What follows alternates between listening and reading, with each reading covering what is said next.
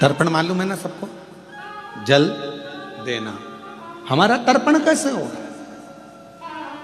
कभी कभी मन में आता है, एक प्रश्न खड़ा हो जाता है कि कई लोग कहते हैं गुरुजी ये तर्पण क्यों दिया जाता है, पितरों को पानी क्यों दिया जाता है, ये पितरों को जल क्यों दिया जाता है, अस्थियों को जल में क्यों डाला जाता है। कई बार एक मन में भाव उत्पन्न हो जाता है कि व्यक्ति अपनी जिंदगी में तृप्त होकर नहीं गया,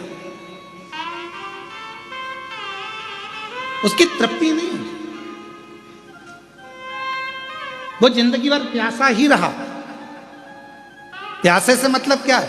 मेरे को अभी ये और करना है, मन में तमन्ना है, मुझे अभी ये और करना है, मन में तमन्ना, मुझे अभी ये और करना है, और तमन्ना। एक काम पूरा होता नहीं है, दूसरे काम की तमन्ना बढ़ जाती है, दूसरा काम पूरा होता नहीं है, तीसरे काम की तमन्ना बढ़ जाती है, तीसरा काम पूरा होता नहीं है, मुझे ये काम करना है, मुझे वो काम करना है। अभी कुछ दिन पहले पापड़ बना के रखे थे, फिर मन में आ गया कि अब बड़ी बना लूं। बड़ी बनकर तैयार हुई तो सोचा मैं अब कुल्लाई बना लूं, चावल की कुल्लाई बना के बैठ गई। कई बार बहुएं भी कह देती मम्मी क्या रोज का रोज फैलारा लगा के रखा है, बाजार जाएंगे खरीद के ले आएंगे खा लेना, क्या रोज का कभी पापड़ बनाना, कभी कुल्लाई बनाना, कभी ये बनाना, कभी वो बनाना, और कभी मतलब कुछ ना। और ऐसी घर के पुरुष हैं, मैंने अभी ये वाला माल खरीदा है, ये वाली दुकान बनाई, ये शोरूम बनाया, वो शोरूम बनाया, अभी ये वाला शोरूम और बनाना रह गया, ऐसा करूंगा वैसा करूंगा, ये करूंगी वो करूंगा। महाराज ये प्यास व्यक्ति की जिंदगी की कभी नहीं बुझती, कभी नहीं बुझी, और अंत में वो व्यक्ति चला गया। इसीलिए मेरा तो हमारा ये अंदर का मन कहता है, इसीलिए व्यक्ति को कहना पड़ता है कि इसको तृप्त नहीं हुआ, ये तृप्ति धारण नहीं कर पाए, तृप्त।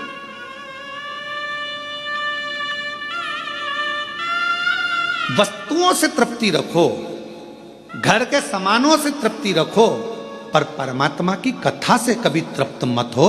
परमात्मा की कथा में तो और प्यास बढ़ना चाहिए, और मिले और मिले और मिले और मिले, और प्रारंभ हो और सुनने को मिले। ये प्यास परमात्मा क्यों? क्योंकि अगर परमात्मा के भजन की, परमात्मा की कथा की, शिव नाम की, मंदिर जाने की, दर्शन करने की, कुबेरेश्वर धाम जाने की जब प्यास अंदर बढ़ेगी तो ये याद रखना, ये परमात्मा को मिलन की जो प्यास बढ़ती है वो परमात्मा को हमारे करीब में लेकर आ जाती है। और एक दिन मेरा काल अधिपति महाकाल तुम्हारा हो जाता है और तुम काल अधिपति महाकाल की बेटी हो जाती है। ये अगर प्यास बढ़ रही है तो ये परमात्मा से मिलन की। राजा रुचि, हमारे को तृप्ति नहीं मिली, तुम्हारा वंश नहीं बढ़ रहा है, तुम्हारा वंश बढ़ना चाहिए।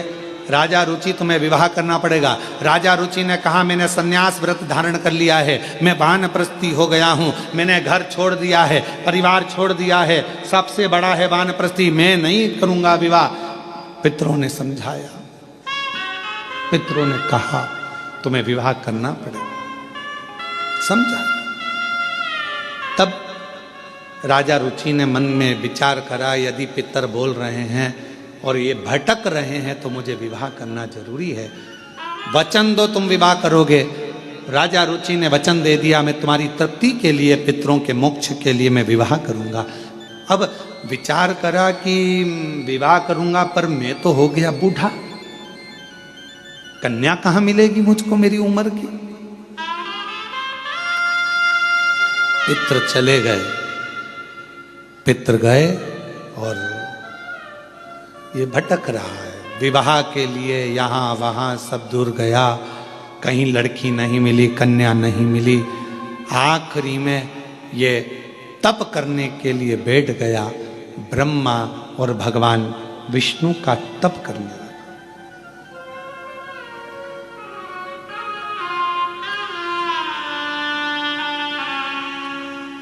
तप कर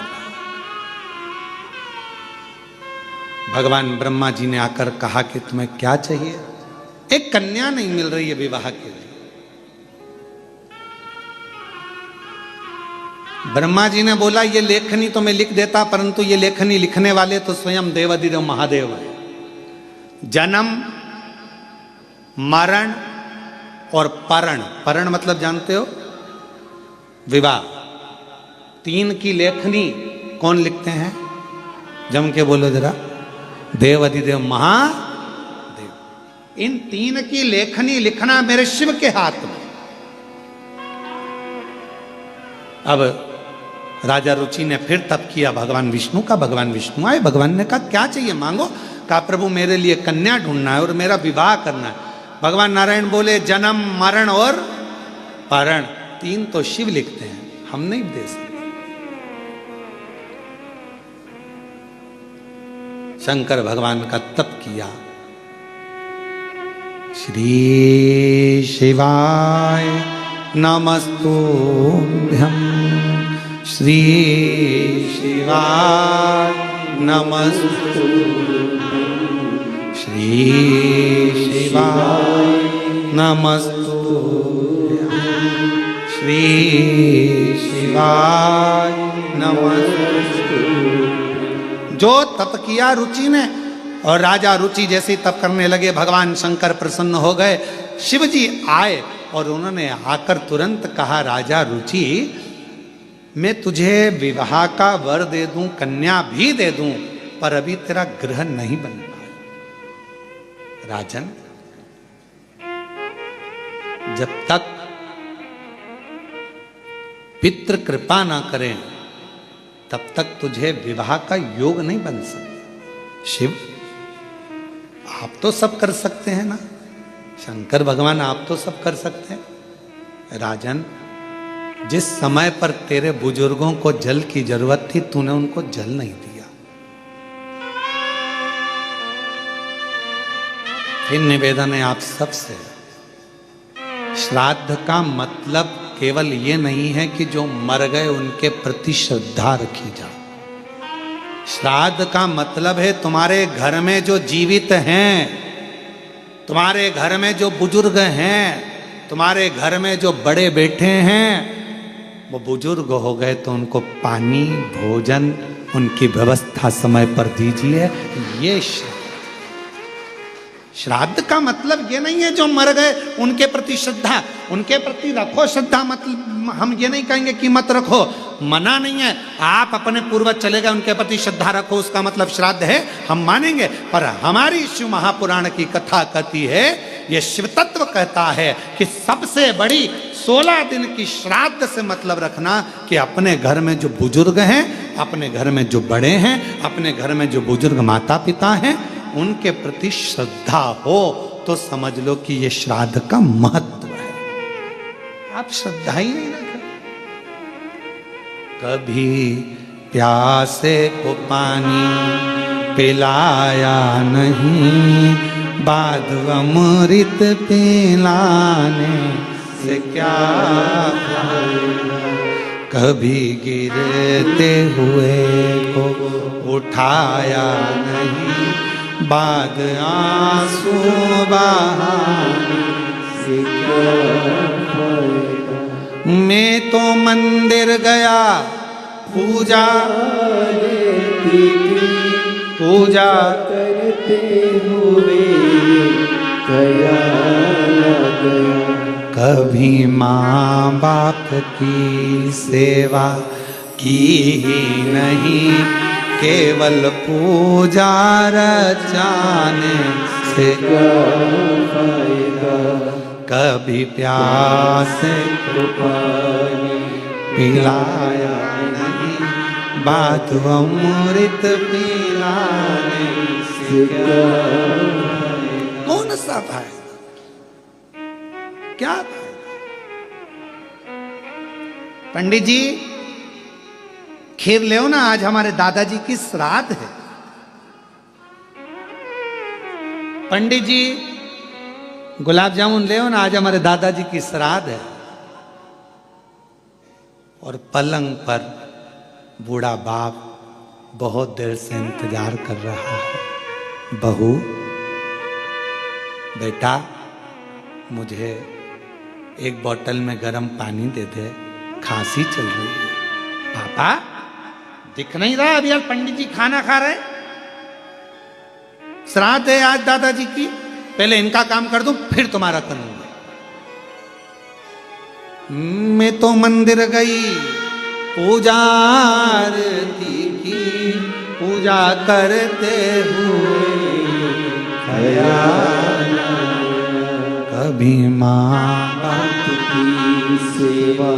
की फिर पूजा से क्या फायदा। अब फायदा क्या है, लाभ क्या क्या?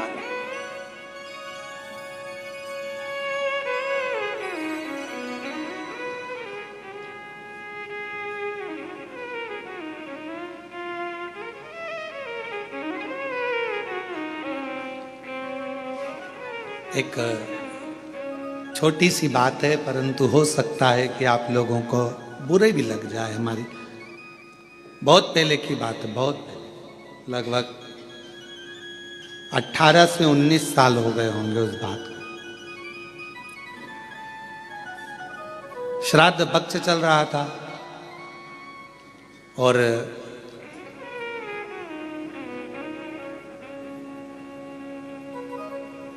राजस्थान में कथा चल रही थी। जिन जजमान के यहाँ कथा थी, उन्होंने उनके एक कोई लड़की थी और वो कुंवारी अवस्था में, वो बिटिया लगभग 12th में थी और वो चली गई थी। उसके निमित्त का उस दिन उसका श्राद्ध था।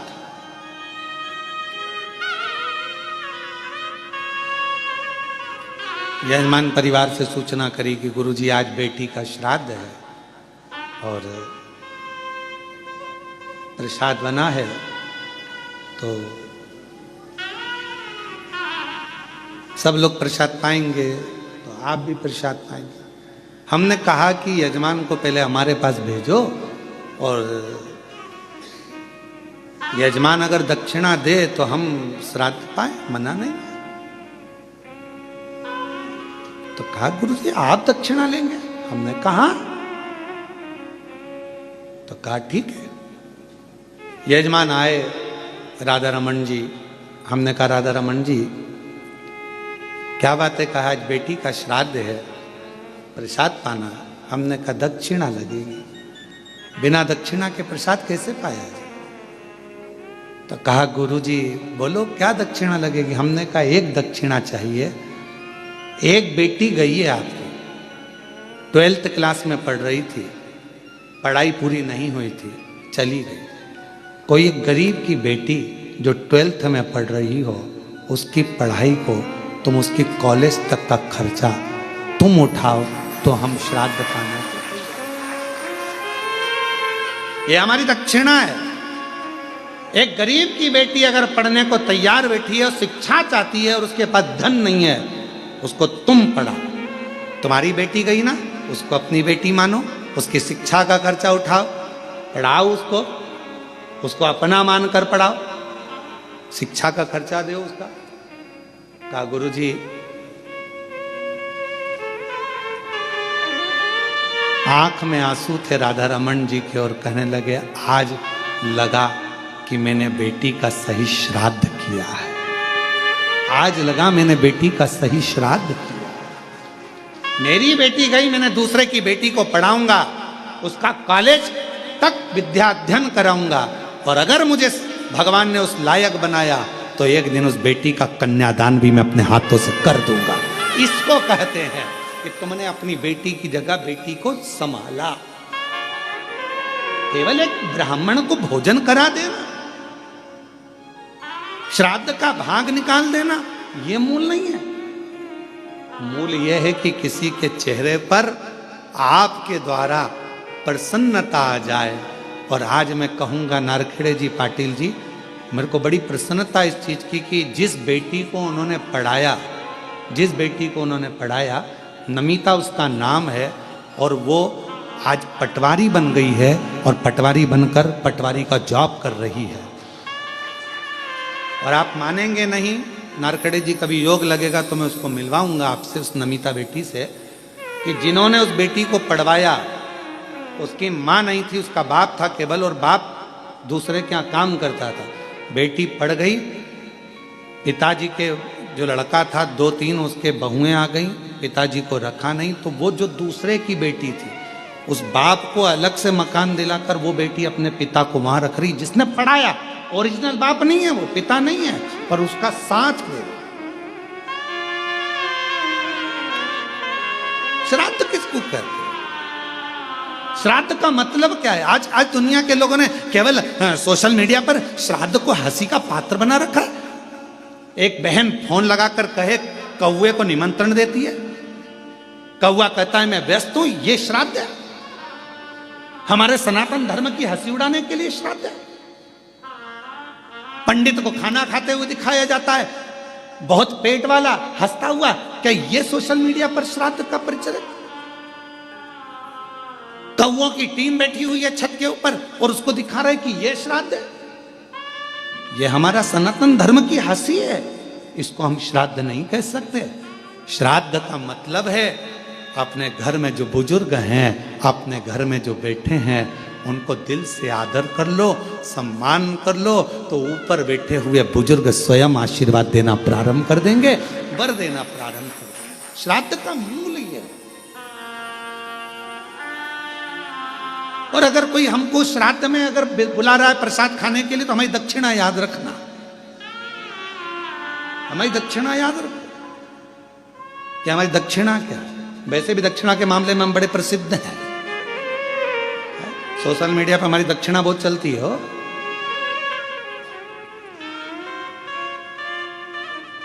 पर हमारी दक्षिणा याद रखना कि हमें अगर श्राद्ध पक्ष में प्रसाद पवाना है, जिसको बुलाना है हम आने को तैयार है, पर शर्त यह है कि अगर बुजुर्ग के श्राद्ध में बुलाओगे तो एक बुजुर्ग को तुम्हें उसके मरते दम तक संभालना पड़ेगा। एक महिला के श्राद्ध में बुलाओगे तो एक बुजुर्ग महिला को, एक गरीबड़ी को, तेरे घर की बुजुर्ग महिला को तुझे संभालना पड़ेगा। ये दक्षिणा दे और संकल्प देना पड़ेगा। संकल्प अगर टूट गया तो समझ लेना तूने संकल्प किसको दिया? 12 ज्योतिर्लिंगों को। शिवर वाला महाराज केवल शंकर को भजता है, शिव का स्मरण करता है। इसलिए बड़ा सोचिए, केवल जो मर गए चले गए उनके प्रति श्रद्धा श्राद्ध नहीं है। श्रद्धा वो, श्राद्ध वो जो तुम्हारे घर में बैठे हैं, घर में रह रहे हैं, बुजुर्ग हैं, माता पिता हैं, चाहे अपने पति के माता पिता हो, चाहे पत्नी के माता पिता हो, जो हो उनका आदर होना चाहिए। क्योंकि श्राद्ध पक्ष में आप लोग कभी गया जी गए हो या पिंडदान करा हो तो उसमें 2 चीजें लगती है, एक पिता का पक्ष, एक माँ का पक्ष। इसलिए दोनों देखे जाते हैं। तुम्हारी पत्नी है तो उसका भी पक्ष देखा जाएगा, तुम्हारा पति है तो उसका भी पक्ष देखा है। दोनों के माता पिता का आदर करिए, दोनों के माता पिता का सम्मान करिए, दोनों के आदर पूर्णता का भाव रखिए, आपको सुख मिलेगा, आनंद मिलेगा, पूर्णता का।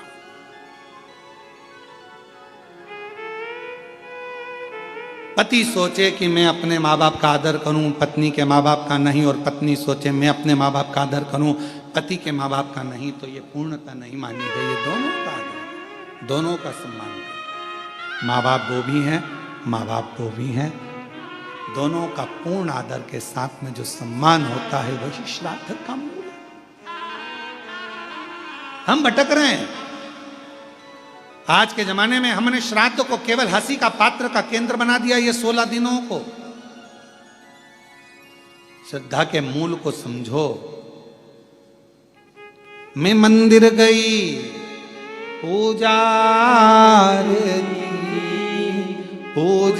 करते हुए ख्याल, कभी माँ बाप की सेवा की नहीं, फिर पूजा रचाने से क्या फायदा, कभी प्यास को पानी पिलाया नहीं, बात आंसू बहाने से क्या।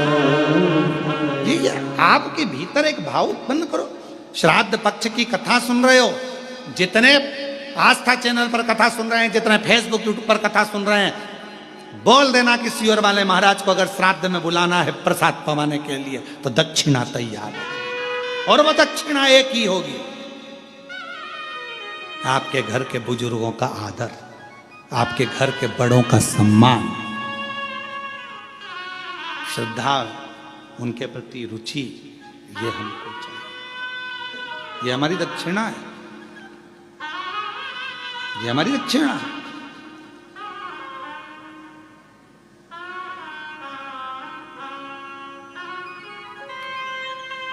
शिव तत्व को जानो।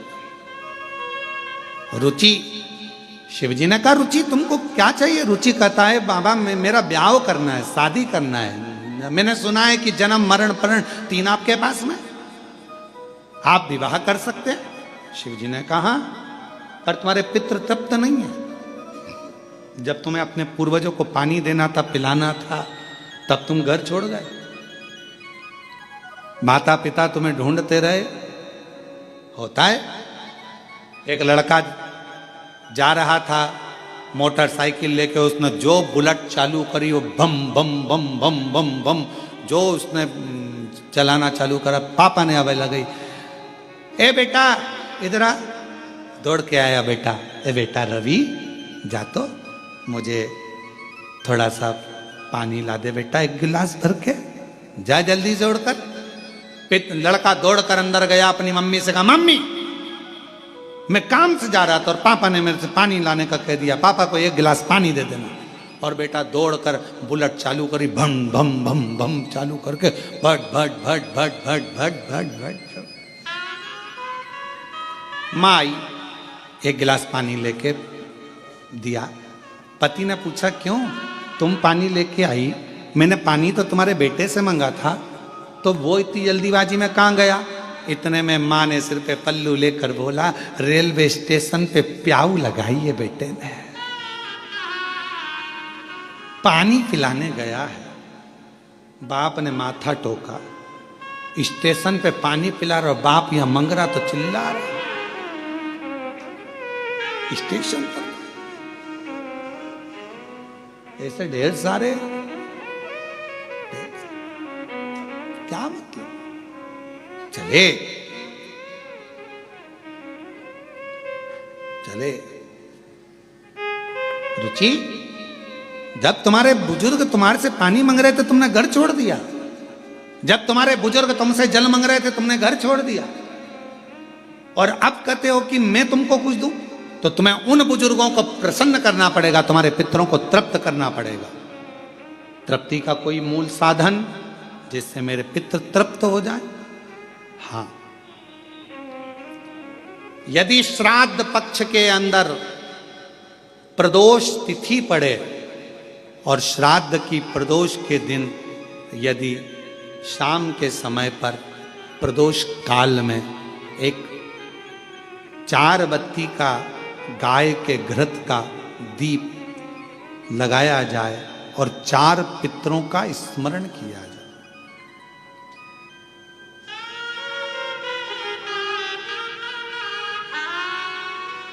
4 पितरों का स्मरण करो, वो 4 बत्ती का दीपक जलाकर। पहले अग्नि स्वधा पितर, दूसरे वर्षद पितर, तीसरे आज्ञ पितर और चौथे सोमपति पितर। इन 4 पितरों को नमन करो, प्रणाम करो और वो 4 बत्ती का दीपक या तो पीपल के वृक्ष के नीचे या मेरे शिवालय में जो प्रदोष के दिन अंकित कर देता है, जला देता है, प्रकट कर देता है। जो मन से मांगता है पितृ और शिव उसके भंडार कभी खाली नहीं करता, उसकी झोली भरा जाती है, भरा। कौन से दिन? श्राद्ध पक्ष में जो प्रदोष आए, प्रदोष के दिन प्रदोष काल में दीप प्रकट करने की बड़ी महत्वता है। आपने 16 दिन अगर ब्राह्मण को भोजन नहीं कराया है, 16 दिन अगर तुमने अन्नदान नहीं करा है, 16 दिन अगर कोई दान नहीं दिया है, तो भी यदि प्रदोष के दिन श्राद्ध पक्ष में जो प्रदोष आएगी, उस प्रदोष के दिन श्राद्ध पक्ष के 16 दिन के अंदर जो प्रदोष आए, प्रदोष काल में चौमुखी दिया 4 पितरों का जिनका नाम अभी वर्णन किया, उनका स्मरण कर कर यदि प्रज्वलित किया जाए तो उसका फल अधिक मिलता है। और जो कामना कर कर हम दीप लगाते हैं वो कामना हमारी वर्ष भर पूरा नहीं होता और बाबा उस कामना को पूर्ण कर देता है, पितृ पूर्ण कर देता है। तुम अपने पितरों का नाम लो और लगाओ, क्योंकि ये 4 पितृ 4 दिशाओं से हमको सुरक्षित रखते हैं। अग्निस्वधा पितर हमारे पूर्व दिशा से हमें सुरक्षित रखते हैं। वर्षद पितर हमें दक्षिण दिशा से सुरक्षित रखते हैं। और महाराज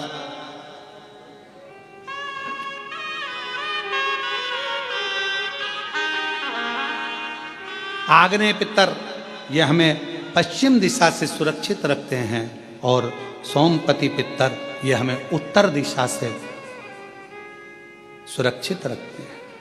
ये वो पितर हैं जिनका नाम लेकर यदि प्रदोष काल में, प्रदोष के दिन, श्राद्ध पक्ष में अगर दीप 4 बत्ती का घृत का लगाया जाता है, या तो शिवालय में या पीपल के वृक्ष के नीचे, अगर वहाँ नहीं लगा सकते तो तुलसी के पौधे के नीचे, उसके सामने, या बट वृक्ष के सामने, या आंवले के वृक्ष के सामने, या बेलपत्र के वृक्ष के सम्मुख में, कहीं पर भी अगर इस दीप को लगाया जाता है और शिव का नाम लेकर उसको प्रज्वलित किया जाता है तो पितृ और शिव आपका कार्य सफल जरूर करते हैं और रक्षा जरूर करते हैं। हम तो यहां तक कहेंगे, किसी को स्वप्न आते हो, स्वप्न में भय हो जाता है, बच्चा एकदम रोकर उठ जाता है, चिड़चिड़ा हो जाता है, व्यक्ति के अंदर द्वेष उत्पन्न होने लगता है, क्रोध आने लगता है, बहुत ज्यादा टेंशन है, डिप्रेशन है, मानसिक चिंता है, उसको हम कहेंगे इस दीप को जरूर जला,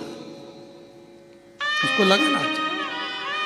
पितरों का नाम लेकर, चारों पितरों का स्मरण कर कर राजा रुचि ने अपने पितरों के निमित्तार्थ ये कर्म किया।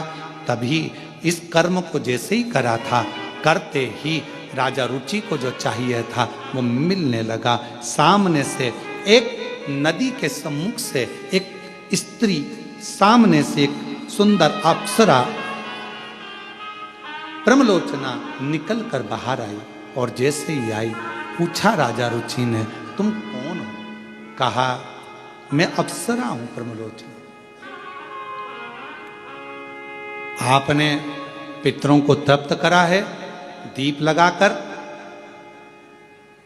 क्या चाहिए तुम्हें? मेरा विवाह नहीं हो रहा, कोई कन्या चाहिए। राजा वरुण की